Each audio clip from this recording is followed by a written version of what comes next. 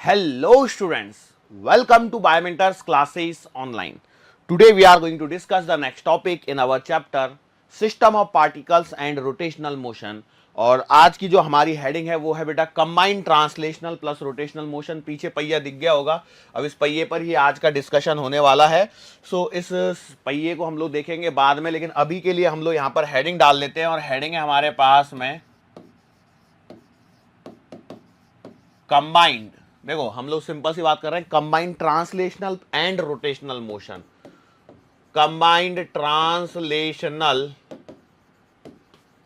And rotational motion, ठीक है, and rotational motion, ये बेटा हमारी आज की हेडिंग है, जिसे हम लोगों को आज यहां पर एनी हाउ कवर करना है। देखते हैं मैक्सिमम जितना पॉसिबल हो सकता है उतना हम लोग यहां पर कवर करने की कोशिश करेंगे। एक सिंपल सी बात है, देखो हम लोग अभी तक रोटेशनल मोशन के बारे में बात करते हुए आए हैं, जहां पर आपकी कोई भी बॉडी एक फिक्स एक्सिस के अबाउट रोटेट कर रही होती है। जैसे अभी फॉर एन एग्जाम्पल यदि मैं आपके साइकिल के पहिए को ही यहां पर वापस से दिखाता हूं, तो ये भैया देखो, ये मान चलो इसको फिक्स कर दिया तो ये पहिया ऐसे ऐसे ऐसे घूमता रहेगा, बराबर है, about its own axis, about its own axis. ये पहिया अभी यहां पर आपका घूम रहा है, तो ये यहां पर आपके पास में क्या हो रही है, ये रोटेशंस हो रहे हैं इस पहिए के। लेकिन मान के चलो इस पहिए को, घूमते हुए पहिए को यदि मैं यहां से हटा दूं, छोड़ दूं, तो क्या हो जाएगा, ये पहिया सड़क पर चलने लग जाएगा। सड़क पर चलने लगेगा ही नहीं चलेगा, तो आपने बोला सही बात है। तो क्या ये सिर्फ घूम रहा है? नहीं, घूमने के साथ साथ में ये आगे भी जा रहा है। तो ऐसी जो मोशन होती है उसे बोला जाता है combined translatory and rotatory motion. इसे क्या बोला जाता है? Combined translatory and rotatory motion. अब यहां पर एक ऐसा पॉइंट आता है जिसमें हम लोग कह सकते हैं कि कुछ इस प्रकार से, ये आपका पहिया है, ठीक है। अब ये पहिए के लिए यदि मैं बात करता हूं यहां पर, तो ये इसकी एक्सिस है, बराबर, ये इसकी क्या हो गई, एक्सिस। तो ये पहिए का हर पॉइंट पहले ओमेगा से घूम रहा था। पहिए का ये पहले हर पॉइंट क्या हो रहा था, ओमेगा से घूम रहा था। इस ग्राउंड के मतलब मान चलिए यहां पर ही हम लोग ऐसे थोड़ा सा, मैंने देखो ऊपर बनाया हुआ है, ये ग्राउंड के ऊपर में मैंने पहिए को थोड़ा सा रखा हुआ है, और रिम के ऊपर में, सॉरी रिम नहीं, इसके एक्सिस के अबाउट ये पहिया घूम रहा था। मान के लो जैसे ही मैं इस पहिए को जमीन पे रखता हूं, तो जमीन पे रखने के पश्चात यदि आप इस पहिए की मोशन को देखोगे तो क्या पाओगे कि जब ये पहिया कहीं मान के चलो यहां पर यदि ये पहिया पहुंचा है, तो इस समय इस व्हील का जो सेंटर ऑफ मास है वो भी आपका कुछ ना कुछ डिस्टेंस ट्रैवल करके आया है, और साथ में ये भी घूम रहा है। बोलो सही बात है। तो सेंटर ऑफ मास तो आपका सीधा सीधा इसी पाथ पर चल रहा है, लेकिन यदि मैं यहां पर कोई एक पॉइंट को कंसीडर करूं, तो ये पॉइंट जो है ना, ये एक अलग तरह का पाथ लेकर के यहां तक पहुंचा है। अब इस पाथ को तो मैं बाद में बताऊंगा, हालांकि इस पाथ को साइक्लॉइड कहते हैं, और ये जो साइक्लॉइड है इसका आंसर रिजल्ट जो भी है वो सीधा सीधा आपको क्या रखना है, याद रखना है। अब मान के चलो इस पहिए पर आप कहीं पर भी किसी भी पॉइंट के बारे में बात करते हो, तो ये देखो, यदि इस पॉइंट के बारे में बात करते हो, ठीक है, तो इस पॉइंट के बारे में यदि देखोगे, मैंने बोला ये ऐसे घूम रहा है। यदि ये ऐसे घूम रहा है तो इसकी यदि वेलोसिटी लिखी जाती तो आप v बराबर ओमेगा आर लिख देते थे, नहीं लिख देते थे? आपने बोला सही है। यदि ये पहिया जो ग्राउंड से टच करने ही वाला है, उससे पहले मैंने बोला यदि ये पहिया ऐसे घूम रहा होता, तो ध्यान से सुनना, मैं पॉइंट जो बोल रहा हूं उसको ध्यान से सुनना, आगे पीछे कंफ्यूज मत होना। फिर से बोल रहा हूं, इफ ये जो पहिया है इसको मैंने ग्राउंड से टच कराने से पहले, if it is moving only with omega angular velocity, तो भैया इस पॉइंट का, इस यहां पर यदि कोई पॉइंट कंसीडर किया जाता है तो उसकी वेलोसिटी क्या लिखते, तो आप बोलते v बराबर ओमेगा आर। अच्छा, उसकी डायरेक्शन किधर आती है, तो इधर आती थी। बोलो सही बात है, पहिया ऐसे घूम रहा है, पहिया ऐसे घूम रहा है, देखो पहिया ऐसे घूम रहा है, तो उसकी वेलोसिटी v बराबर ओमेगा आर। आप ऐसे लिखते थे या नहीं लिखते थे? आपने बोला बिल्कुल सही बात है। लेकिन यदि आप ध्यान से देखो, यदि जैसे ही मैं इसको टच कर दूंगा ग्राउंड से, तो ग्राउंड से टच करने के बाद क्या होगा, ये पहिया ऐसे घूमते घूमते आगे जाएगा। जब घूमते घूमते आगे जाएगा तो मान चलो वही पॉइंट पूरा एक चक्कर लगा के वापस इस पॉइंट के बारे में मैं बात करता हूं, तो यार ये तो v बराबर ओमेगा आर आपको पीछे की तरफ दिख रहा है। लेकिन आप देखिए, भली वेलोसिटी इधर है, लेकिन ये पॉइंट का जो डिस्प्लेसमेंट देखोगे, तो डिस्प्लेसमेंट तो आपको इस डायरेक्शन में कहीं देखने को मिला है, डिस्प्लेसमेंट आपको इस डायरेक्शन में कहीं देखने को मिला है। तो फिर ये कैसे होगा, ये कैसे हो गया है? इसी को हम लोगों को देखना है, इसी के बारे में हम लोगों को यहां पर आज चर्चा करनी है। अब मान के चलो इस पॉइंट को यदि मैं ए कंसीडर कर लेता हूं, इस पॉइंट को यदि मैंने ए पॉइंट माना है, तो भैया पूरा चक्कर लगने के बाद में वापस से ये पॉइंट ए यहीं पर पहुंच गया है। सो ऐसी सिचुएशन को डील करने के लिए हम लोग क्या करते हैं कि भैया इस पॉइंट को या मैं बोलूं इस पॉइंट को नहीं, इस मोशन को जो है हम लोग अपने ब्रेक कर लेते हैं। मोशन को क्या कर लेते हैं? ब्रेक कर लेते हैं। और जब ये ब्रेक करते हैं तो किस प्रकार से ब्रेक करते हैं, मोशन बनती कैसे है, इसके बारे में जरा हम लोग सोचने की कोशिश करते हैं। तो जरा देखिए क्या हो रहा है एग्जैक्टली। हमारे पास में ये जो पहिए पर ये वाला पॉइंट मैंने बनाया था, इसी पॉइंट की मोशन की मुझे बात करनी है। सो ये जब मोशन की मैं बात करूंगा तो स्टार्टिंग में आपका ये पॉइंट जो है वो यहां पर है, ठीक है।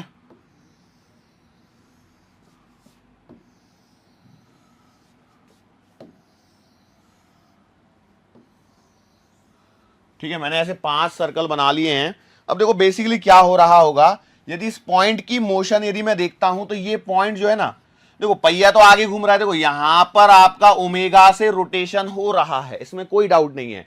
लेकिन जब इस पॉइंट की बात करोगे तो ये पॉइंट जो है ना कहीं यहां से, भैया देखो इससे ऊपर चला जाएगा क्या, ये पहिए के ऊपर वाला पॉइंट हो गया, यहां से होते हुए कहीं यहां तक पहुंचता है, यहां से होते हुए कहीं यहां तक पहुंचता है। मतलब यदि मैंने पहिए को यहां पर बनाया तो इस समय पॉइंट ए यहां पर है, इस समय पॉइंट ए यहां पर है, इस समय पॉइंट ए यहां पर है, फिर यहां पर है, फिर यहां पर है। तो ये पॉइंट ए का क्या है, मैंने पाथ लिख लिया है। ये पॉइंट ए का क्या लिख लिया है, पाथ लिख लिया है। तो अलग अलग जगह पर, मतलब देखो ये 4 बनाए। अब देखो यहां पर इसको थोड़ा सा और सरका के बनाऊंगा तो ये इस जगह पर एक गोला बनेगा, ठीक है। मैंने बनाया नहीं है, मैंने बस 4 बना लिए, बीच में 3 बना लिए, उससे सफिशिएंट है, काम समझ में आ जाना चाहिए, ठीक है।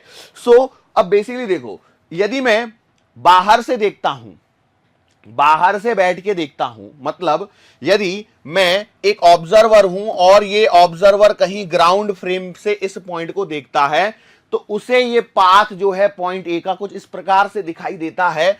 और इस पाथ को बोला जाता है साइक्लॉइड। इस पाथ को क्या बोला जाता है, साइक्लॉइड बोला जाता है। लेकिन मान के चलो यदि ये ऑब्जर्वर यहां से बैठ के ना देखता और इसके यहां से बैठ के यदि ये देखता, देखो इसको छोटा सा बना दो, ये छोटा सा बन के एक्सिस पे बैठ गया, तो एक्सिस पर बैठ के यदि देखता तो ये पॉइंट इसको क्या सिर्फ और सिर्फ ऐसे ही घूमता हुआ नजर आता।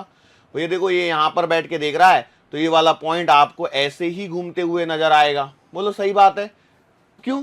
क्योंकि देखो ये जो पॉइंट है ना, ये साथ में ऐसे चल रहा है। ये क्या है, सेंटर ऑफ मास वाला पॉइंट है, जो कि एक्सिस ऑफ रोटेशन है, क्योंकि एक्सिस ऑफ रोटेशन भी आगे चल रही है, दोनों चीजें साइमल्टेनियसली चल रही हैं। सो ग्राउंड से देखने पर आपको ये पाथ भले ही ऐसे नजर आया है, लेकिन यदि आप साइकिल के पहिए पर बैठ जाते हो तो ये देखो साइकिल के पहिए पर बैठने पर आपको क्या दिखेगा, एक सर्कुलर मोशन होती हुई दिखाई देगी यदि सिर्फ एक पॉइंट को ऑब्जर्व करोगे। मतलब ये आपका पूरा साइकिल का पहिया यहां पर आपने बना दिया, ठीक है, और ये आपकी उसकी एक्सिस ऑफ रोटेशन है। और मान के चलो यहां पर आप बैठ गए, एकदम छोटे से होके बैठ गए यहां पे। अब यदि मैं इस पर्टिकुलर पॉइंट ए के बारे में बात करता हूं तो ए पॉइंट तो इस साइकिल के पहिए से थोड़ी निकल के बाहर आ जाएगा, कि आ जाएगा, बिल्कुल नहीं आएगा। तो भैया ए पॉइंट आपको इस प्रकार से ऐसे चक्कर लगाते हुए नजर आने वाला है, या इसके अलावा और कुछ दिखाई देगा? इसके अलावा और कुछ नहीं दिखाई देगा। क्यों? कहां पर बैठ के देख रहे हो आप बैठ के देख रहे हो सेंटर ऑफ मास पर, जो इस समय एक्सिस ऑफ रोटेशन का पॉइंट है, जो इस समय एक्सिस ऑफ रोटेशन वाला पॉइंट है, जो एक्सिस ऑफ रोटेशन है वहां से बैठ के जब आप देख रहे हो तो इस प्रकार से आपको दिखाई दे रहा है। तो इसका मतलब यह होता है भैया कि, इसका मतलब यह होता है कि यदि मुझे इस पॉइंट को यहां पर था तो ठीक है, लेकिन मान के चलो कहीं यहां पर यदि ये पॉइंट होता, तो जरा ध्यान से देखिए, यहां पर बैठकर देखने पर आपको ये पॉइंट की वेलोसिटी कुछ इस तरह से दिखाई देती, बराबर है। लेकिन यदि आप ग्राउंड फ्रेम से देख रहे होते, तो ये पॉइंट आपको इस तरह से आगे की तरफ जाते हुए भी दिखाई देता, बराबर है। मतलब आगे भी जा रहा है, इस तरफ भी जा रहा है, दो अलग अलग जगह से देखने पर ऐसा नजर आ रहा है। इसका मतलब कहीं ना कहीं वो कुछ ऐसा उसकी मोशन होनी चाहिए। जरा ध्यान से देखना क्या हो रहा है ना, ये पूरा का पूरा पहिया आगे भी सरक रहा है और पूरा का पूरा पहिया घूम भी रहा है।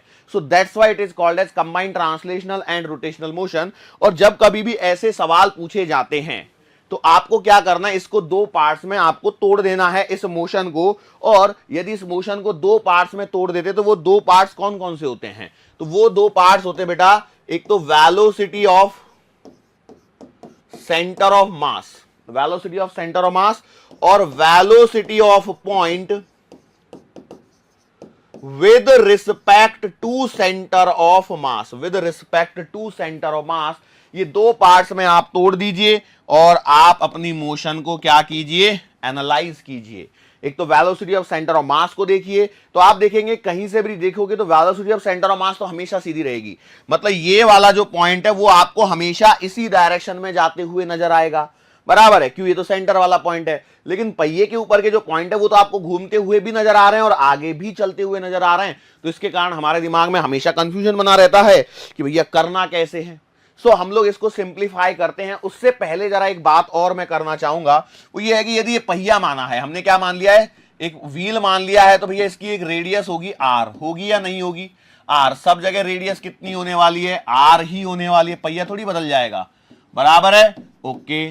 सो ये जो पाथ मेरा आया है, इस पाथ की जो आंसर निकल के आता है वो आता है बेटा 8r, the distance covered by the point situated on a circumference of a wheel when it is rolled down on a smooth surface will be equals to 8r। Standard result है, याद रखना है। मैं इसमें बिल्कुल भी आपको डेरिवेशन के फंदे में नहीं फंसाऊंगा, क्योंकि जितना आप डेरिवेशन में जाओगे उतना ही आप ज्यादा उलझोगे, ठीक है। सो अब इस वेलोसिटी को जो हम लोग बात कर रहे थे, velocity of centre of mass और velocity of point with respect to centre of mass, इस तरह से दो पार्ट्स में तोड़ के यदि आपको करना है, सो ओवरऑल जो वेलोसिटी ऑफ किसी भी पॉइंट की, जो भी मैंने यहां पे पॉइंट माना है, उसकी वेलोसिटी जो लिखी जाएगी, उसको देखो ये दो पार्ट्स में लिखी जा रही है।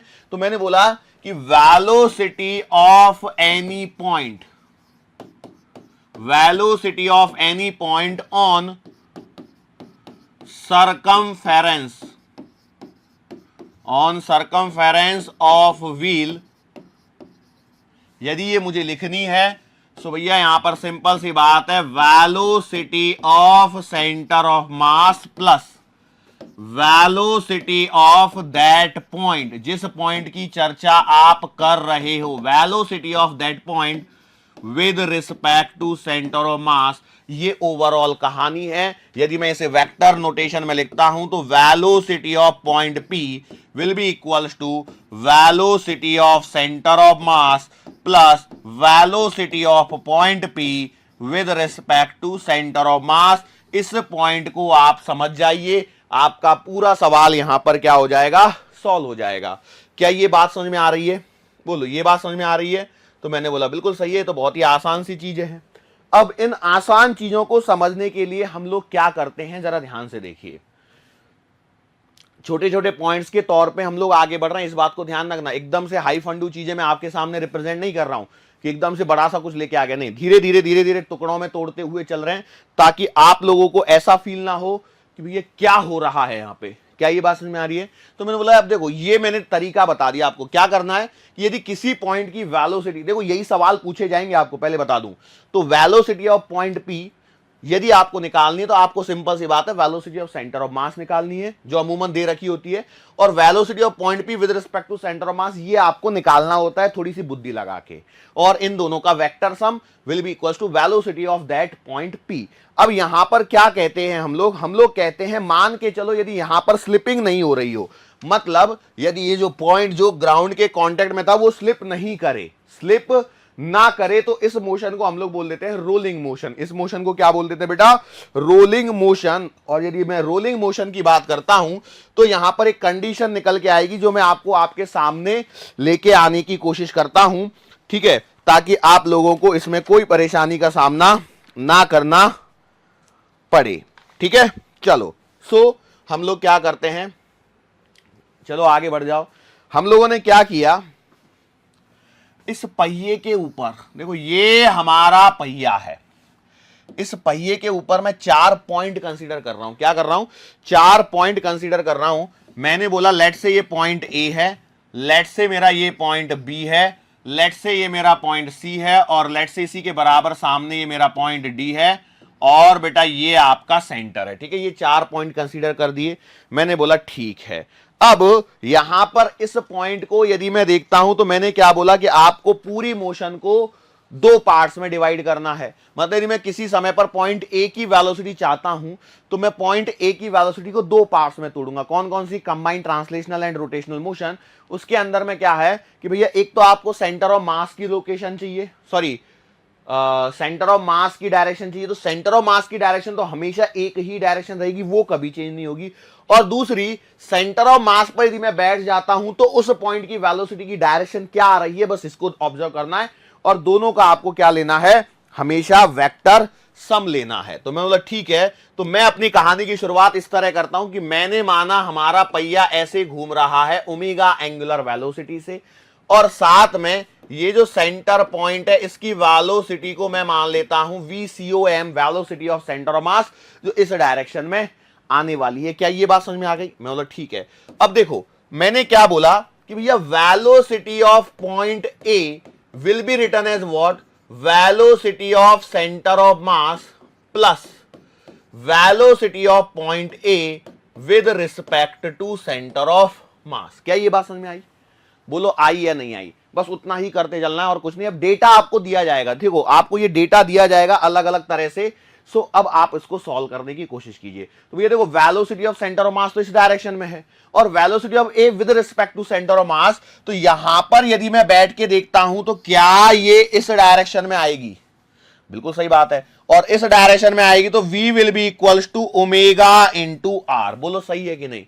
For no slipping it is a rolling motion. और यहां पर बैठ के यदि मैं देखता हूं तो ये आपको v equals to omega R से घूमता हुआ नजर आएगा। सो बस आप लिख दीजिए। सो बेटा velocity of A will be equals to, इसको यदि मैं vc मान लेता हूं, VCM प्लस का ये क्या आ जाएगा?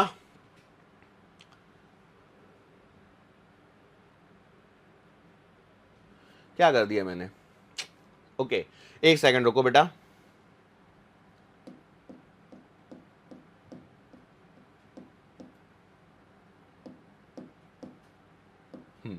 ओके ये वेलोसिटी ऑफ ए के बारे में आ गई। अब हम लोग बात करते हैं अगले पॉइंट पर चलते हैं। मान के चलो मेरे को बी पॉइंट पर बात करनी है, तो बी पॉइंट पर यदि मैं देखूंगा तो बेटा velocity of centre of mass तो ऐसी आएगी। मतलब वेलोसिटी ऑफ बी यदि मुझे लिखनी है तो मैं वही लिखूंगा, velocity of centre of mass plus का velocity of B with respect to centre of mass. तो अब देखो B velocity of centre of mass तो एज इट इज, लेकिन सेंटर ऑफ मास पर बैठकर यदि आप यहां पर बैठे हुए हैं तो ये पॉइंट आपको क्या ऐसे जाता हुआ नजर आएगा? बिल्कुल सही बात है। तो इसका मतलब यहां पर इसका जो v आएगा क्या ये ओमेगा आर आएगा? v बराबर ओमेगा आर से। क्यों? इसको तो सर्कुलर मोशन दिखाई दे रही है भैया, सेंटर ऑफ मास पर बैठने पर, एक्सिस ऑफ रोटेशन पर बैठने पर ये v equals to omega R. अच्छा ऐसे इस पॉइंट के लिए मैं बात करता हूं तो velocity of c will be written as what? Velocity of centre of mass plus का velocity of c with respect to centre of mass. तो इसको देखेंगे तो सेंटर ऑफ मास के रिस्पेक्ट में इसकी वेलोसिटी इधर आएगी। बोलो सही बात है। और सिमिलर वे में वेलोसिटी ऑफ डी पॉइंट यदि लिखनी है तो वही velocity of centre of mass और प्लस का velocity of D with respect to centre of mass. अच्छा डी पॉइंट की with respect to centre of mass किधर आएगी? क्या ये इधर आएगी? बोलो। और ये सारा का सारा डेटा जो है वो ओमेगा आर आने वाला है। क्या ये बात समझ में आ रही है?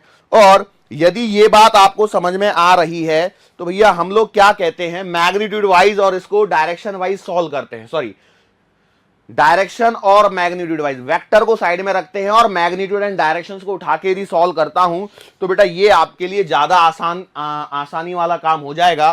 क्यों ऐसा हो जाएगा? तो आप जरा देखिए, velocity of A with respect to centre of mass omega R, सबके लिए ये डेटा जो है, क्या ये वाला डेटा सबके लिए ओमेगा आर ही बन रहा है? बोलो यस और नो। और ये वाले डेटा को यदि मैं v मान लेता हूं तो मेरे लिए क्या सवाल को सॉल्व करना ज्यादा आसान हो जाएगा कंपेयर टू अर्लियर? यस बेटा, सवाल को सॉल्व करना ज्यादा आसान हो जाएगा। कैसे सॉल्व करना आसान हो जाएगा जरा देखिए। मैंने क्या बोला, देखो अपने पहिया घुमाएंगे और वही सब काम करना है आपको, कुछ नहीं। वो ये है कि हम लोग ओवरऑल यदि देखते हैं, थोड़ा बड़ा बनाना पड़ेगा, हम लोगों ने क्या बोला, देखो ये रोटेशनल की बात करनी है और बिल्कुल सिमिलर वे में इसके नीचे बनाऊं कि साइड में बनाऊं, चलो इसके नीचे बना लेता हूं एग्जैक्टली।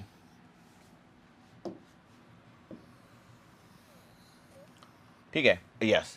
अब देखो क्या बोल रहा हूं, यहां पर बैठकर आप रोटेशनल मोशन को देख रहे थे तो ये वाला पॉइंट ऐसे जा रहा था ओमेगा आर से, और यहां पर यदि देखोगे तो ये वाले पॉइंट की वेलोसिटी ऑफ सेंटर ऑफ मास के हिसाब से देखोगे तो इस डायरेक्शन में, बोलो ये पॉइंट है आपका ए, फिर आ जाओ ये पॉइंट है आपका बी, तो ये आपका इस डायरेक्शन में, लेकिन यहां पर यदि मैं देखता हूं तो ये वाला पॉइंट की velocity of centre of mass तो ऐसी है ना, बोलो ये आपका वी हो गया, ये आपका ओमेगा आर हो गया फॉर पॉइंट बी।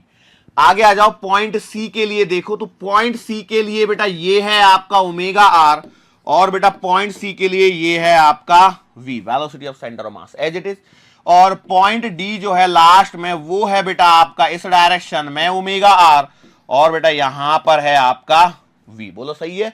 अब combined translational plus rotational motion, और इसका जो रिजल्ट बनेगा वो हम लोग यहां पर रिप्रेजेंट कर रहे हैं, बोलो कैसे कर रहे हैं, तो बेटा ये है आपका पॉइंट ए, ये है आपका पॉइंट ए, और पॉइंट ए के लिहाज से यदि मैं देखता हूं तो सिंस ये आगे जाना ही है, मतलब इस डायरेक्शन में आएगा v माइनस का ओमेगा आर, बोलो कितना आएगा v माइनस का omega R, that is the velocity of point A. अच्छा इस वाले पॉइंट पर जरा देखते हैं, तो जरा देखिए क्या इस वाले पॉइंट पर ये है v और ये है ओमेगा आर, सो बेटा इसका जो रिजल्टेंट आएगा ये आएगा under the root of V square plus का ओमेगा आर का स्क्वायर, बोलो सही है क्या, बिल्कुल सही बात है। और अगले पॉइंट पर आ जाओ, इस वाले पॉइंट पर देखिए तो क्या ये आएगा v प्लस का ओमेगा आर, बोलो सही है क्या, देखिए दोनों सेम डायरेक्शन में ऐड कर दिया, अपोजिट डायरेक्शन में सब्ट्रैक्ट कर दिया, लेकिन मैंने v माइनस ओमेगा आर क्यों लिखा है, ओमेगा आर माइनस वी क्यों नहीं लिखा है, तो भैया जाहिर सी बात है आपको रिजल्टेंट पाथ तो इस साइड में मिल रहा है ना कि नहीं मिल रहा है, तो आपको इसे ही लिखना पड़ेगा। अब बच गया ये वाला, तो देखिए बेटा ये है v और ये है आपका ओमेगा आर, सो बेटा इस डायरेक्शन में मिलेगा under the root of V square plus omega R का स्क्वायर। यदि नहीं दिख रहा होगा तो आप लिख लीजिए v under the root of V square plus omega R square, यहां पर भी बिल्कुल सेम ही मिल रहा है, कोई नया नहीं मिल रहा है, कुछ भी नया नहीं है, बोलो कुछ नया है क्या, बिल्कुल भी नहीं है। ठीक है, अब यहां पर क्या होता है कि यदि आपका ओमेगा आर की वैल्यू भी वी आ जाए, क्या हो जाए बेटा, ओमेगा आर की वैल्यू भी क्या आ जाए, वी आ जाए, या वेलोसिटी ऑफ सेंटर ऑफ मास के बराबर ही आ जाए, तो फिर आप इस रिजल्ट को सिंप्लीफाई कर सकते हैं, ओमेगा आर की जगह वी लिख दीजिए, वी प्लस का वी टू वी, इसका आंसर 0 आ जाएगा, इसका आंसर रूट टू वी, इसका भी आंसर रूट टू वी आ जाएगा। और ये कब होता है, it is the condition for rolling without slipping. मैं क्या बोल रहा हूं, लिख देता हूं यहां पे, रोलिंग विदाउट स्लिपिंग यदि हो रहा है, देखो ये स्लिप भी हो सकता है ना यहां पर, तो वी है तो, और यदि रोलिंग विदाउट स्लिपिंग बोल दिया है, so it implies v will be equals to omega R. मतलब क्या है कि भैया आपकी जो सेंटर ऑफ मास की वेलोसिटी है जो आप निकाल रहे हो, तो उस केस में ओमेगा आर की जो वैल्यू है वो v के बराबर ही आ जाएगी। क्लियर है, बोलो यस और नो, यस और नो, बात समझ में आ रही है। मैंने क्या बोल रहा है, रोलिंग विदाउट स्लिपिंग, मतलब कि जो पॉइंट ग्राउंड के कांटेक्ट में है वो स्लिप नहीं कर रहा है, स्लिप नहीं कर रहा है मतलब क्या हो जाएगा, इन शॉर्ट आप कह सकते हैं कि भैया velocity of the point which is in contact with the ground is 0, the velocity of the point which is in contact with the ground is 0। तो बेटा ये v और ये ओमेगा आर दोनों को देखो, ये वाला v और ये वाला ओमेगा आर दोनों आपस में इक्वल हो जाएंगे। सो फिर यहां से मेरे पास में ये कंडीशन निकल के आ जाएगी, और जब ये कंडीशन आएगी तभी मैं ये सब लिख सकता हूं क्या, कि ये कंडीशन आ जाए। मैंने क्या बोल रहा है कि when the point in contact with the ground, in contact with the ground, with the ground has zero velocity, has what, zero velocity. ये जीरो वेलोसिटी का क्या मीनिंग है भैया? जीरो वेलोसिटी कब आएगी? When you will say that the velocity of the point in surface is zero. ये कब कहोगे? हम लोग कहेंगे, ये वाली बातें लिख रहे हैं, for no slipping, for no slipping, या मैं बोलूं rolling without slipping, rolling without slipping के लिए हम लोग लिख रहे हैं, रोलिंग विदाउट स्लिपिंग के लिए बात लिख रहे हैं। इसका मतलब ये हो गया कि भैया velocity of point A is equals to zero. So velocity of point A क्या लिखा गया था? Velocity of centre of mass, और प्लस का velocity of point A with respect to centre of mass vector लिखा गया था। सो यहां से कहानी ये बन के आई थी कि वेलोसिटी अब ये तो जीरो कर दी, इसे आपने v मान लिया था, और प्लस का ये आपके पास में ओमेगा आर था। ठीक है, अरे था या नहीं था? सो अब ये क्या हो रहा है? अब देखो, इसको यदि आपको वेक्टर पॉइंट में लिखना है, देखो पहले वेक्टर में भी तो लिखना पड़ेगा, ऐसे थोड़ी कर दोगे, यस और नो। सो ये चीज वेक्टर से हटा के यदि मैं सीधा बिना वेक्टर के लिख देता हूं, velocity of centre of mass plus omega R बराबर जीरो, मतलब velocity of centre of mass बराबर omega into R magnitude wise. Magnitude wise क्या हो जाएगा? Velocity of centre of mass will be equals to omega into R. अब कई लोग बोलेंगे सर थोड़ा सा कंफ्यूज हो गया, पहले आप वेक्टर में लिख रहे थे और फिर बिना वेक्टर के लिख दिया, तो हम लोगों को थोड़ा सा कंफ्यूजन हो गया। तो बेटा मैं एक बात बोलूंगा, देखो सिंपल सी बात ये याद रखनी है कि फॉर नो स्लिपिंग या rolling without slipping, rolling without slipping में velocity of centre of mass is equals to omega times R. बात समझ में आ गई? बस ये कहानी आपको अप्लाई करनी है, और ये कहानी लगते ही आपके बाकी सारे पॉइंट्स के वेलोसिटीज को आप क्या कर सकते हो? कैलकुलेट कर सकते हो। क्या ये बात समझ में आई? ओके, चलो यदि ये वाली बात समझ में आई होगी तो अब हम लोग थोड़ा सा और आगे बढ़ते हैं।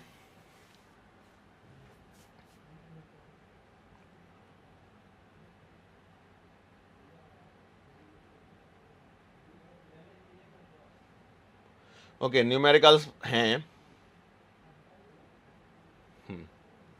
सो न्यूमेरिकल्स पर पहुंचने से पहले हम लोग बिल्कुल सिमिलर कहानी कर लेते हैं एक्सेलरेशन की। लेकिन मैं आपको बता दूं, एक्सेलरेशन का सवाल पूछने की संभावना बहुत ही कम है, लेकिन फिर भी हम लोग टॉपिक कवर कर लेते हैं। एक्सेलरेशन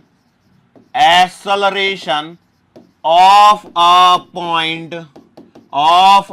पॉइंट ऑन सरकमफेरेंस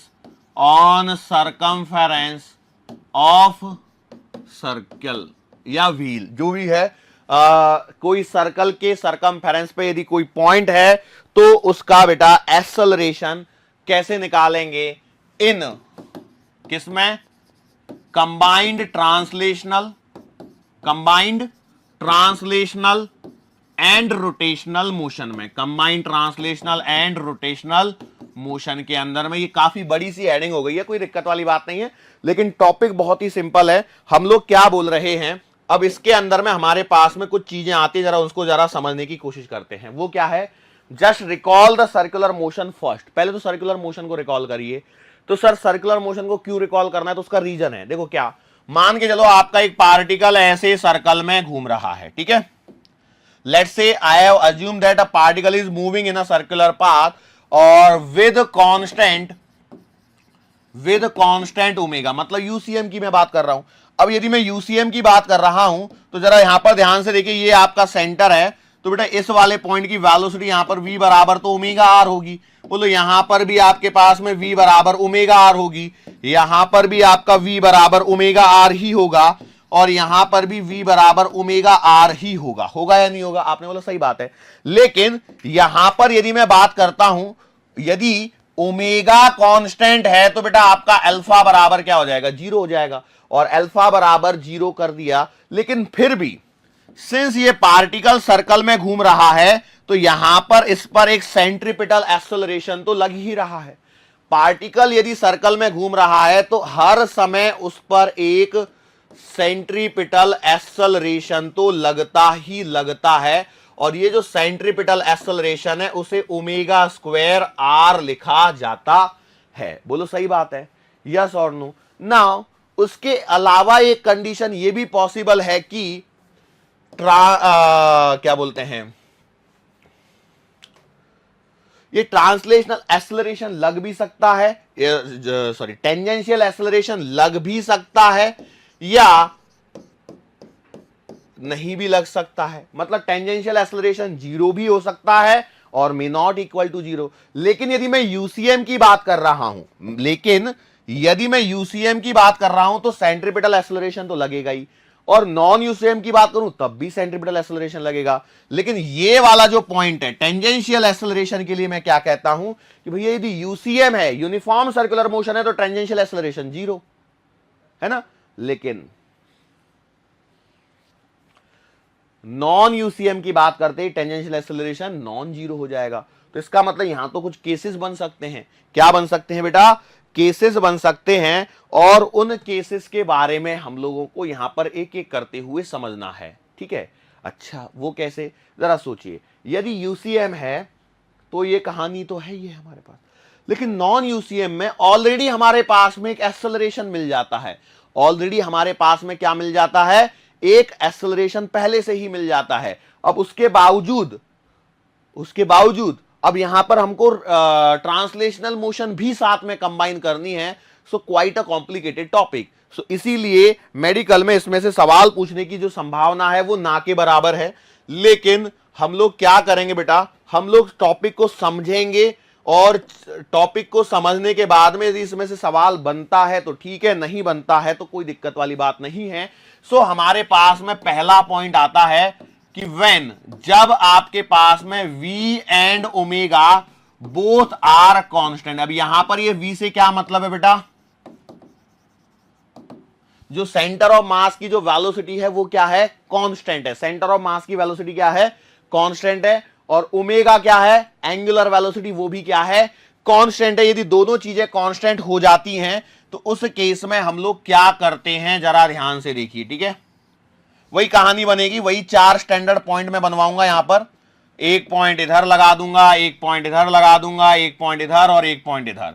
तो बेटा देखो, इसका एक्सेलरेशन इस पर तो ओमेगा स्क्वायर आर इधर है ही है, इस पर ओमेगा स्क्वायर आर इधर है ही है, इस पर ओमेगा स्क्वायर आर इधर है, और इस पर ओमेगा स्क्वायर आर इधर है। बोलो कि इसमें कोई परेशानी होगी क्या? इसमें तो कोई परेशानी नहीं होगी। बोलो होने वाली है क्या?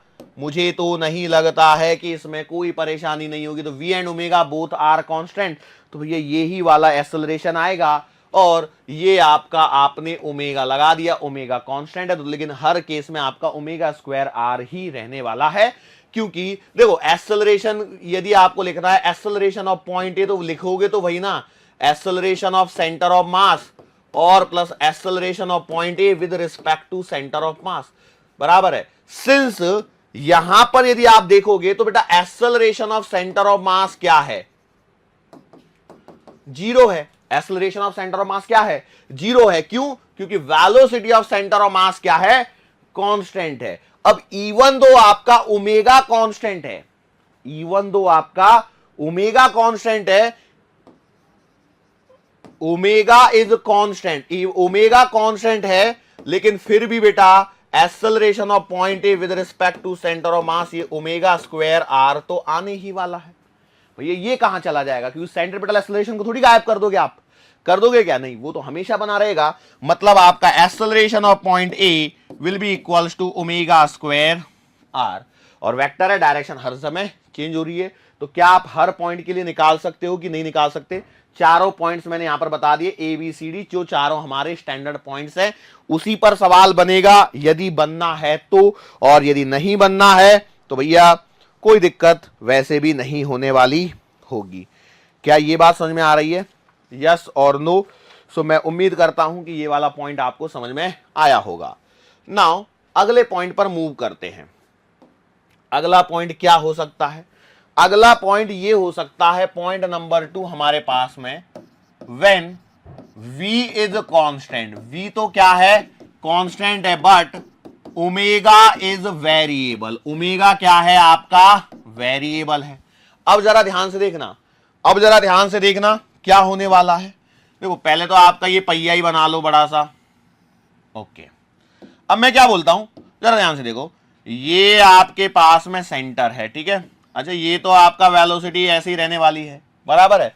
सिंस v कांस्टेंट है तो भैया हमारे पास में acceleration of centre of mass तो जीरो ही आने वाला है। क्या इसमें कोई फर्क पड़ेगा?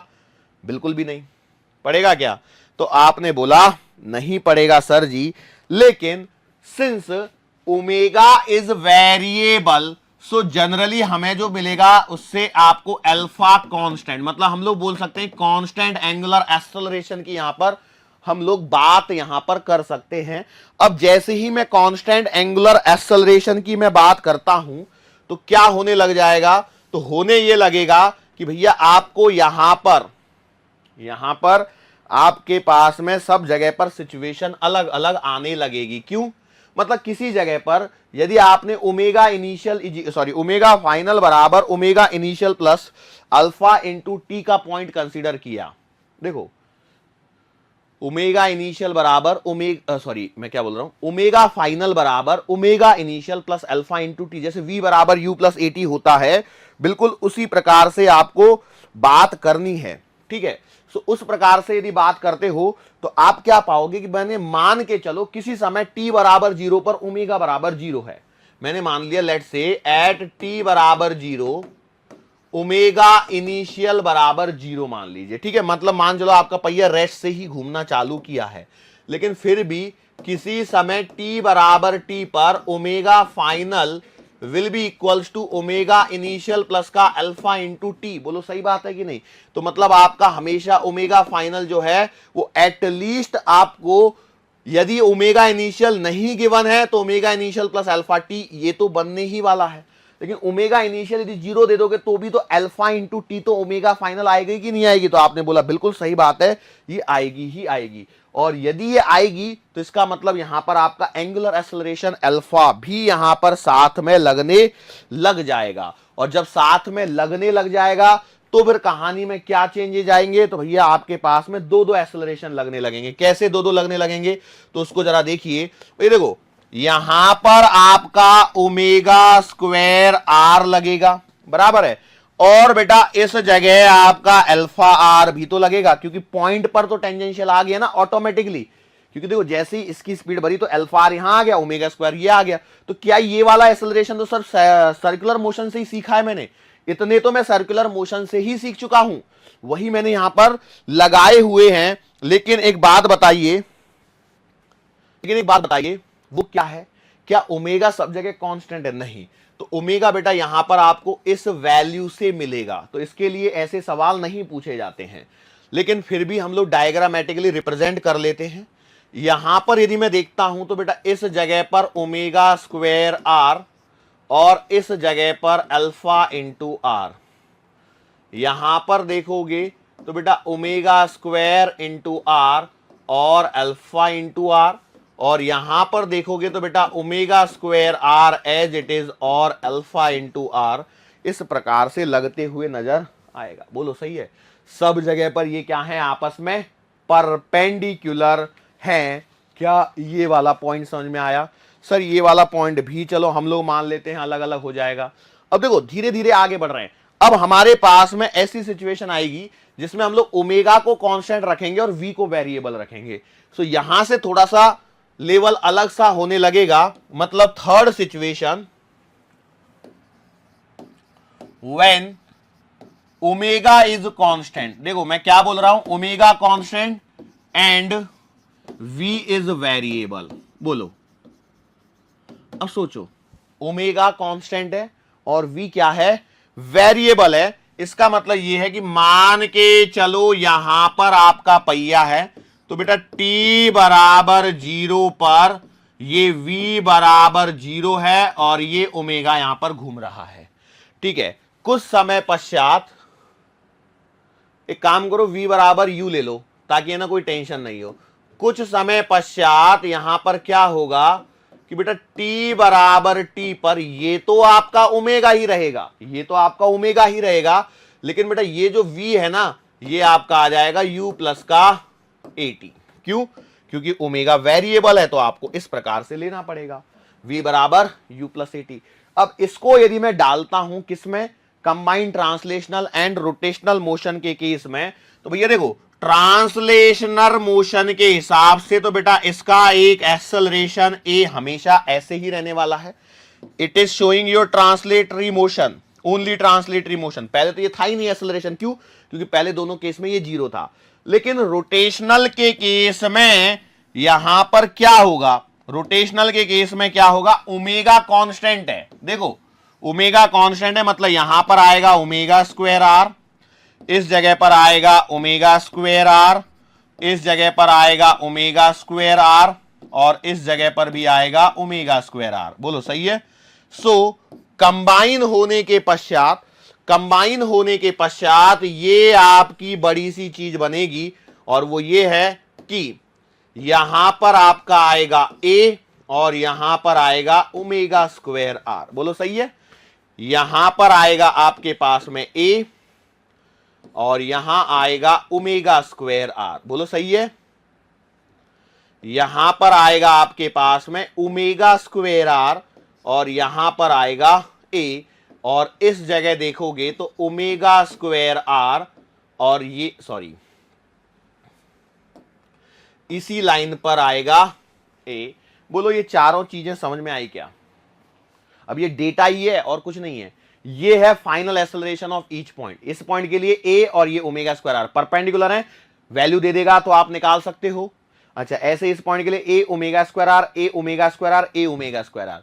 अब याद कीजिए जब हम लोग वेलोसिटी के लिए लिख रहे थे तो उस समय क्या हुआ था, याद है क्या? वेलोसिटी वाला इस वाले डायग्राम को आपने बना लिया, इसको बनाने के बाद में वेलोसिटी वाले पे पहुंच जाइए जरा कंपैरिजन करने के लिए। किधर गया? हाँ देखो इस वाले पॉइंट पर क्या आ रहा था, ये ओमेगा आर इधर और वी इधर आ रहा था कि नहीं आ रहा था? मतलब वी माइनस ओमेगा आर इधर बच रहा था, ये वी और ये ओमेगा आर, तो बेटा ये आपका under root v square plus omega square R आ रहा था, और यहां पर v plus omega R direct और वी और ओमेगा आर ऐसे आ रहा था। जबकि इस वाले में देखिए एक्सेलरेशन वाले केस में क्या हो रहा है, किधर गया?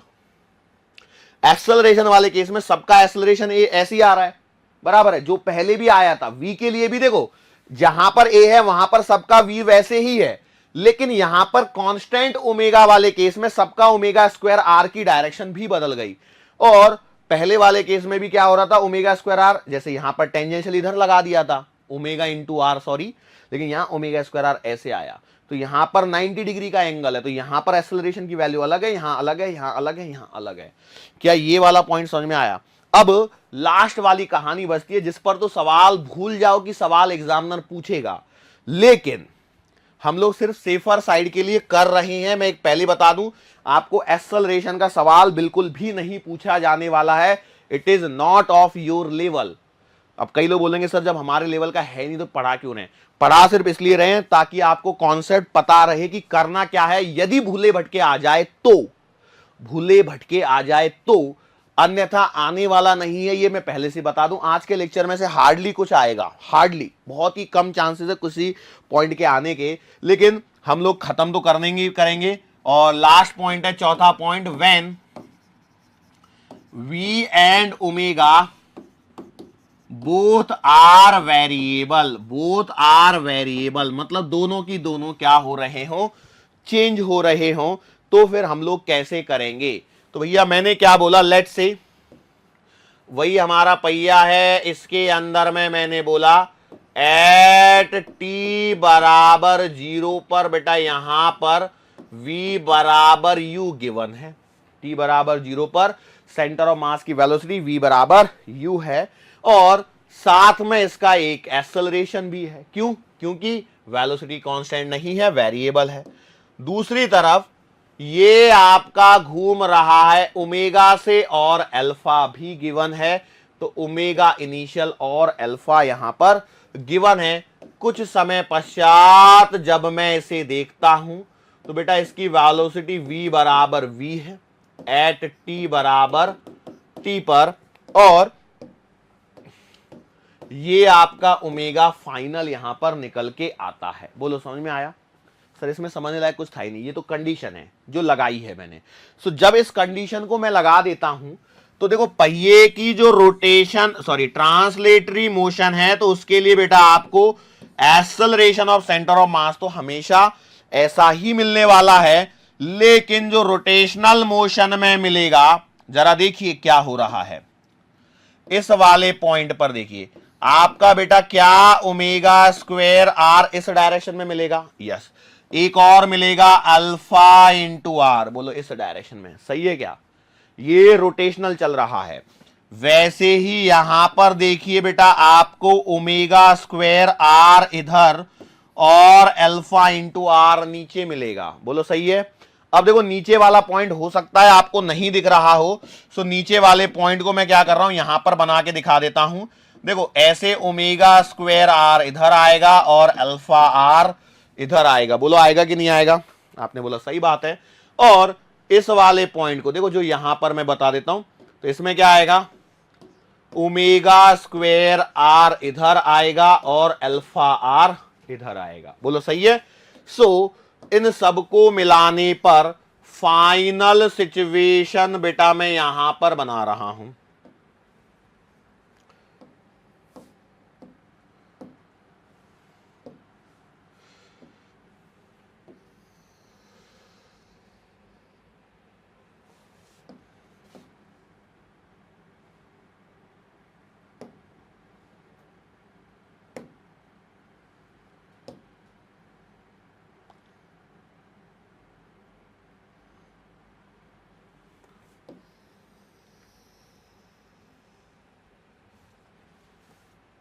ठीक है, मतलब ये गोला सा बना लिया मैंने। कई लोग सोचेंगे इतनी देर से गोलों पे क्यों नहीं हाथ डाला, पहले बना लेते थे। अब देखो ये कंबाइंड ट्रांसलेशनल प्लस रोटेशनल में अब क्या होगा, फाइनल रिजल्ट पे चले जाइए।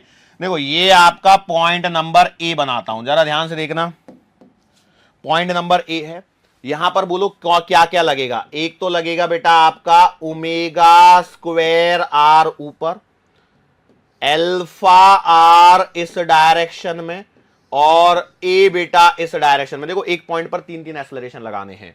इस पॉइंट पर बात करो, इस पॉइंट पर बेटा दो अंदर लगेंगे, एक तो ए लगेगा और एक आपका ओमेगा स्क्वायर आर लगेगा, लेकिन अल्फा आर बेटा इस डायरेक्शन में लगेगा। इस पॉइंट पर यदि मैं बात करता हूं,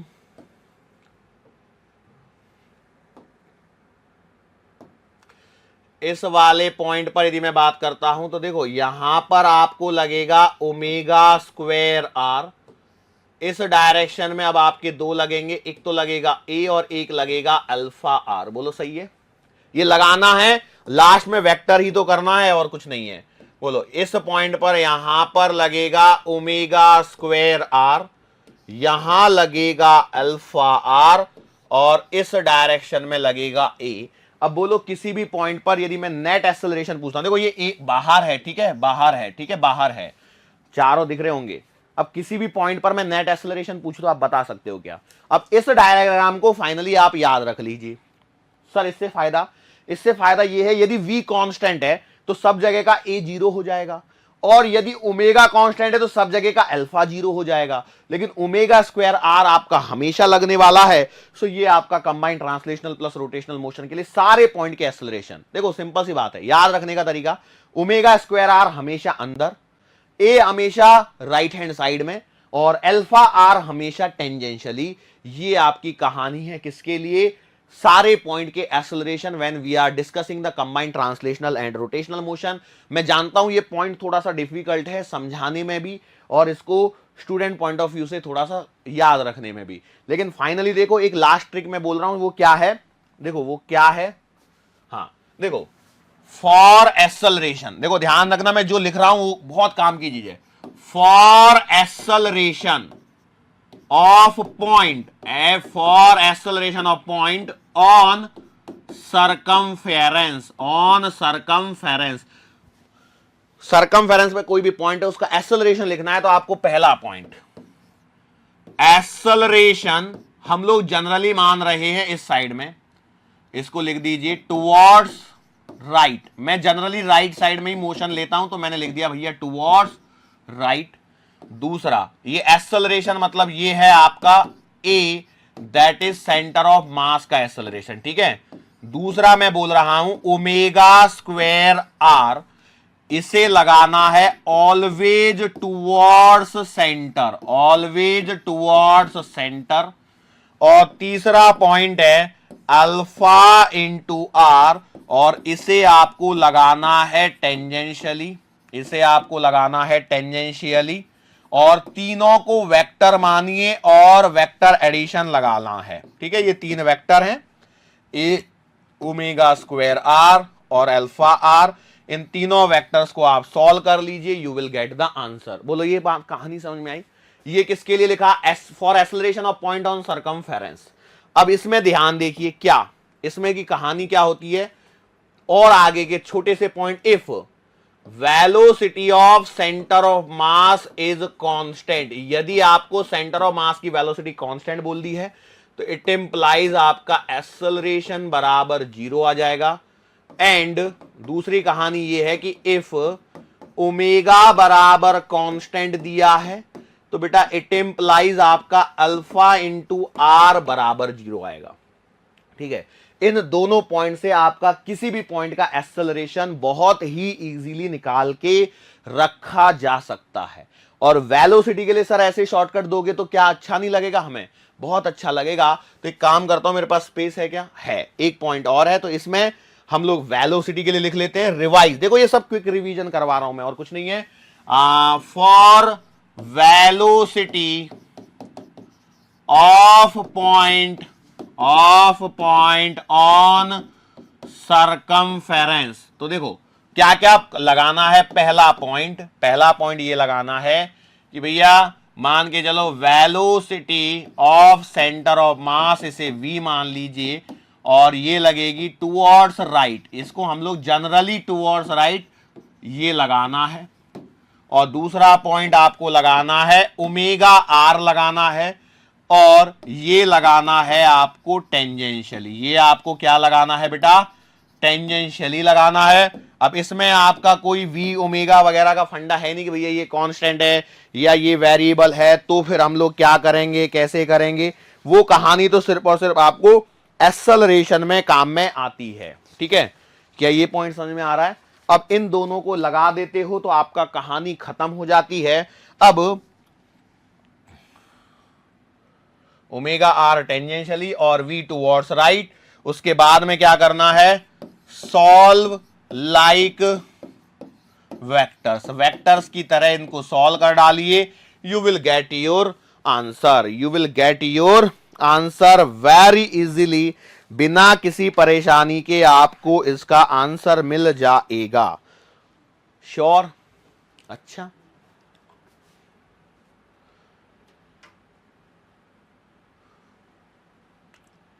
चलो सवालों तक मैं पहुंच रहा हूं। अब देखो मुझे लगता नहीं है कि आज के लेक्चर में, देखो ऑलरेडी लेक्चर काफी लंबा खिंच गया है इन सारी चीजों को करते करते। हालांकि फिर भी मैं चाहूंगा आपसे एक सवाल करवाना, और उस सवाल को बेटा आप लोग करेंगे, ठीक है। इस सवाल को कौन करेगा? आप लोग करेंगे। और सवाल एकदम सिंपल सा दिया गया है।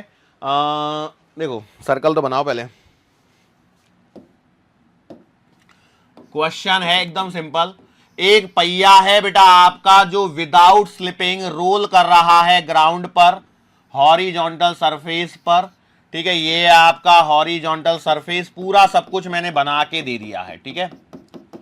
और यहां पर एक पॉइंट मैंने लिया है, पॉइंट है बेटा पॉइंट बी है, ठीक है। पॉइंट कितना दिया गया है? पॉइंट बी दिया गया है। मैंने यहां पर बोला है आपके पास में कि भैया velocity of centre of mass is v, velocity of centre of mass is v, data given है, ध्यान रखना, velocity of centre of mass is v। और ये है बेटा विदाउट स्लिपिंग का सवाल है, विदाउट स्लिपिंग ये रोल कर रहा है, इसकी रेडियस r है। ध्यान से सुनना, लिख नहीं रहा हूं क्योंकि मेरे पास एक ही पेज बाकी है, तो इसलिए मैं लिख नहीं रहा हूं। रेडियस आपके पास में r है। और पॉइंट बी के बारे में हम लोग बात करते हैं। ये पॉइंट है आपका यहां पर 60 डिग्री पर, find velocity of point B. सवाल समझ में आया? देखो सवाल बना लीजिए। एक पहिया है, क्या है आपके पास में?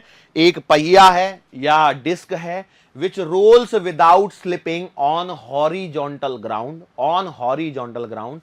Velocity of center of mass is v, velocity of center of mass is v. Find the velocity of point B which is situated at an angle 60 degree. Diagram इसलिए बना के दिया है ताकि आप इसको समझ पाए, अन्यथा आप इसे समझ नहीं पाएंगे। घूम कितने से रहा है? ओमेगा से, रोलिंग विदाउट स्लिपिंग, और ये ओमेगा से घूम रहा है। आपको आंसर बताना है, जाहिर सी बात है इन टर्म्स ऑफ वी बताना है, इन टर्म्स ऑफ वी आपको आंसर बताना है। कैसे निकालोगे बताओ? सिंपल सी बात है, मैंने आपको बताया है क्या, velocity of any point is written as what, velocity of any point. तो मैं यहां लिखूंगा बी बराबर velocity of centre of mass plus का velocity of point B with respect to centre of mass. ये कहानी है। तो इस कहानी को दोहराएंगे कैसे? तो भैया देखो, इस पॉइंट के लिए देखो, एक तो v आएगा ऐसे, अरे बोलो आएगा कि नहीं आएगा, और एक आएगा ओमेगा आर ऐसे। तो भैया मैंने क्या किया, यहां पर लगा लिया v, और सिंस रोलिंग विदाउट स्लिपिंग बोला है, मतलब ओमेगा आर को आप v लिख सकते हो। तो बेटा ये इस तरह से आपके पास में v एक और आ गया। बोलो आगे कि नहीं आ गया आपके पास में 2v? मैंने बोला बिल्कुल सही बात है। अब देखिए एंगल कैसे निकालूं, बस वही कहानी है, बाकी कुछ नहीं है। ये एंगल 60 तो ये वाला एंगल 60, तो ये वाला एंगल 30। बोलो सही बात है, क्योंकि टेंजेंशियली आ रहा है, तो मतलब ये वाला एंगल आ गया 30, और ये भी है v का। तो भैया आपका रिजल्टेंट कितना आएगा? तो बेटा v आएगा आपके पास में under the root of v square plus का v स्क्वायर प्लस का 2v cos 30। बोलो समझ में आया? ये इत्तू सा सवाल होता है, समझने में भले ही बहुत डिफिकल्टी लगे, लेकिन सवाल इतना सही है। बोलो कैसे आएगा answer? v square plus v square 2v square cos 30 root 3/2, 2 से 2 कट जाएगा। अरे बोलो कटेगा ही नहीं कटेगा? बिल्कुल सही बात है। और काट पीट के क्या बचेगा? v square plus v square 2v square plus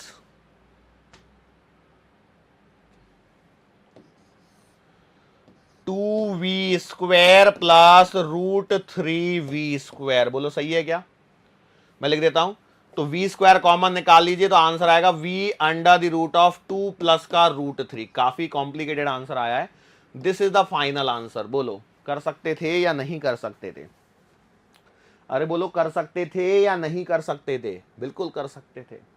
v under the root of 2 plus root 3, root के अंदर में एक बार और रूट है। सर ये तो बहुत आसान है। अरे बिल्कुल आसान है, बशर्ते आप ध्यान से करो इन सवालों को तो ही आसान है, अन्यथा इनमें कोई आसानी वाली बात नहीं होती है। ये बात मैं समझा देता हूं बेटा आपको। नहीं तो क्या है, यदि आप सोचोगे ना कि मैं ऐसे कर लूंगा, मैं वैसे कर लूंगा, ये तो बहुत ही आसान है, इसमें क्या दिक्कत है, इसको तो मैं ऐसे भी कर सकता हूं। लेकिन क्या है ना, कहने में बहुत चीजें आसान लगती हैं, लेकिन इन रियलिटी वो आसान नहीं होती हैं। अब देखो, अब मैं आपको बता दूं, वैसे तो मैं न्यूमेरिकल्स पर पहुंच चुका हूं, लेकिन सिंस आपके आज के लेक्चर का ड्यूरेशन खत्म हो गया, तो मैं वो सारे न्यूमेरिकल्स आने वाले लेक्चर्स में ही कवर कर पाऊंगा। आज तो ऑलरेडी समय सीमा हमारी समाप्त होने को आ चुकी है, लेकिन फिर भी मैं जाते जाते एक पॉइंट और, एक न्यूमेरिकल यदि करवाना चाहूं आपसे, एक न्यूमेरिकल और कर दीजिए, ठीक है? कैसे? मान के चलिए यहां पर एक पॉइंट कंसीडर करना है, पॉइंट P, और ये है आपका डिस्टेंस है बेटा r/2। देख लेता हूं एक बार मेरे पास डेटा में r/2 है या r/3 है। r/3 की डिस्टेंस पर है और एंगल दिया गया है बेटा 60 डिग्री, ठीक है? r/3 पर है और एंगल है 60 डिग्री। ये सवाल सॉल्व करना है, ठीक है? पॉइंट P है यहां पर, ध्यान से देखिए, ये पॉइंट P है, इसकी वेलोसिटी बतानी है। ये कठिन सवाल है, एकदम कठिन सवाल जो इसमें पूछा जा सकता है वो ये है, ठीक है? करने का तरीका मैं आपको समझा चुका हूं, बिल्कुल सिंपल सी बात है। आप इसको जरा यहां पर लेके आ जाइए और सॉल्व करने की कोशिश कीजिए। देखो ये पॉइंट P मैंने यहां पर बना दिया सिंगल, इसकी एक वेलोसिटी है v इधर में, ठीक है? और एक वेलोसिटी आएगी कितनी? ओमेगा आर इस डायरेक्शन में। तो भैया मैंने यहां पर बना दी ओमेगा आर, और ओमेगा आर मतलब कितनी? Omega r/3। एक बात को ध्यान रखना, ओमेगा r/3। मेरे को एक काम करना पड़ेगा, इनको थोड़ा सा पीछे लेना पड़ेगा। एक काम करता हूं, थोड़ा सा नीचे लेके करता हूं ताकि आपको दिखाई दे। ये है आपका पॉइंट P पर वेलोसिटी इस डायरेक्शन में, और यहां पर ध्यान से देखिए, ये आपको दिख रहा होगा ओमेगा r/3। क्यों? क्योंकि ये डिस्टेंस r/3 दे रखी है, ठीक है? ये सवाल करना है बेटा आपको, मैं साथ में कर रहा हूं, इसका मतलब ये नहीं कि आप छोड़ दोगे, नहीं, करिए। सो ये आएगा यहां पर ओमेगा आर बाई 3, बोलो सही है।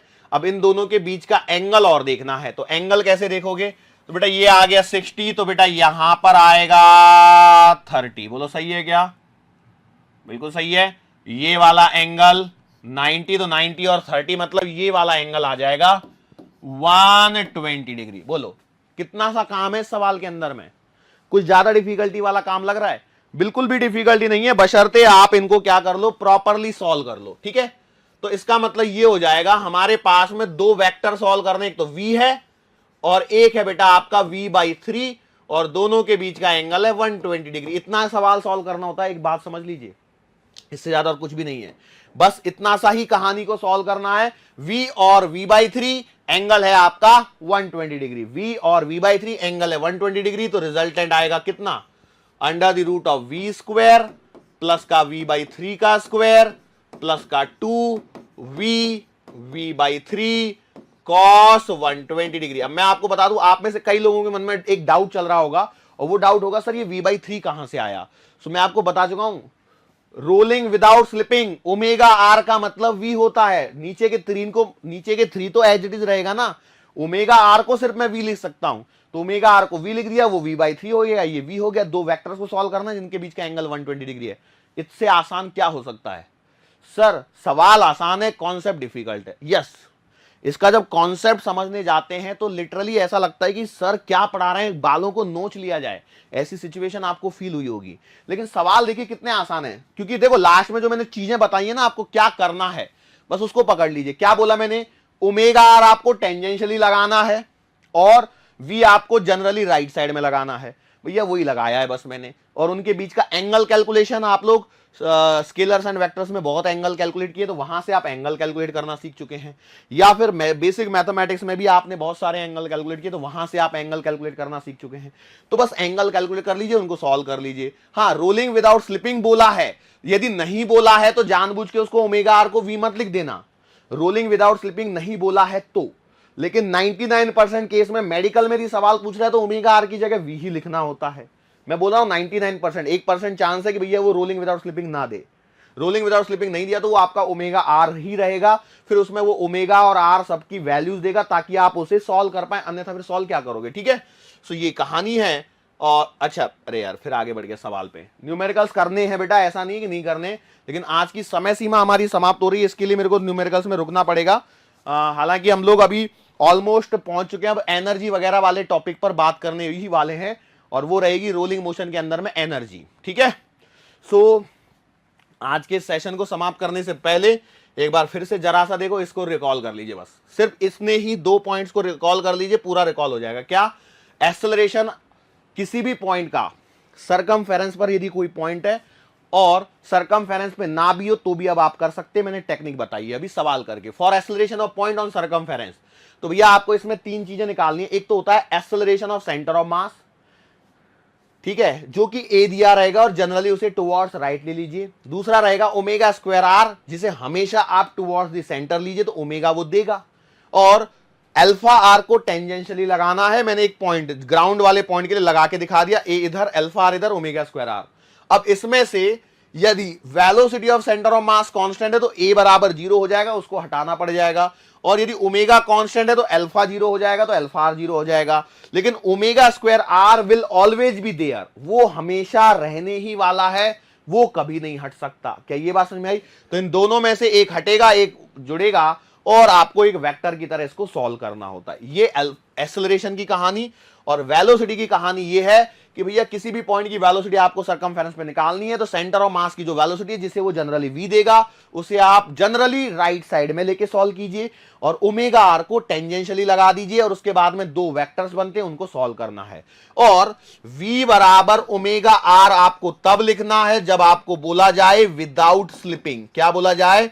रोलिंग विदाउट स्लिपिंग बोला जाए तब हम लोग इसे लिखते हैं, अन्यथा नहीं लिखते हैं, ठीक है। लेकिन मोस्टली हमारे पास में एक अंडरस्टूड बात होती है कि रोलिंग विदाउट स्लिपिंग ही चल रही होती है, तो हम लोग लिख लेते हैं। ध्यान रखना, मैंने इसी सवाल में यहां पर एक आपको ट्विस्टिंग के लिए सवाल करवा दिया है, ये ओमेगा r/3 वाला, मतलब मैंने r/3 डिस्टेंस पर एक सवाल माना था, ये r/2 नहीं है बेटा, 3 है, देख लेना, ठीक है, जिनको गलतफहमी हो रही हो, r/3 पर मैंने एक पॉइंट मान के उसका भी सवाल करवा, कुछ नहीं है, तो वेक्टर को सॉल्व करने से ज्यादा कुछ बड़ी बात नहीं है। पहले का आंसर है v√2 + √3 और इसका आंसर मैंने निकाला नहीं है। यदि आप चाहें तो भैया थोड़ा सा कष्ट करके निकाल लीजिए, क्या हो जाएगा, √v² + v²/9 cos 120 degree minus 1/2 होता है, 2 से 2 कट जाएगा, तो ये आएगा -v²/3। बोलो इसको सॉल्व कर लेना, you will get your answer what ever be the answer. LCM यदि मैं एक काम कर ले, चलो ले लो, v तो बाहर निकाल लो, अंडर के अंदर में आएगा 9, तो ये आएगा 9 + 1 - 3, सही गया ना, 9 और 1 10, 10 में से 3 गए 7, तो ये आंसर आएगा पता है कितना, यहां लिख दूं क्या कहीं, 7 v/3√7, this is your answer. लो भैया आंसर भी निकाल के दे दिया, आप इससे ज्यादा और क्या बोलेंगे, ठीक है, श्योर। सो बेटा आज के लिए बस इतना ही, मुलाकात फिर से करेंगे आने वाले अगले लेक्चर के दरमियान। सो तब तक के लिए धन्यवाद।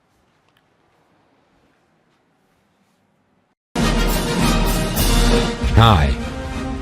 To become an official commando of Biomentors, join us at www.biomentors.online. Here you can solve daily practice papers, an online test. You can download performance enhancement sheets. You can track your progress. You can interact with other fellow commandos. Join us and prepare yourself. It's a commando training for your success. Download Biomentors online app from Google Play Store.